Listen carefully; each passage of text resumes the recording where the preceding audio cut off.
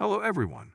Today we've got some exciting news about Apple's next generation smartphone, the iPhone 15.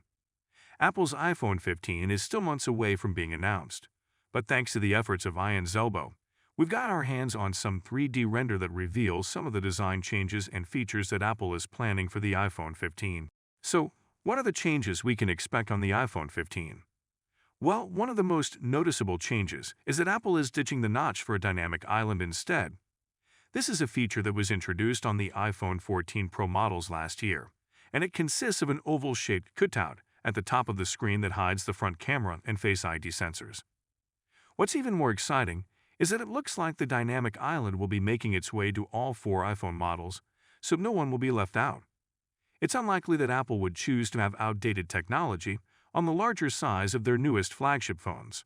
Another big change that we spotted on the 3D files is that the iPhone 15 will finally adopt USB Type-C as its charging port. This is something that many users have been asking for years, as USB-C is more versatile and compatible than Lightning.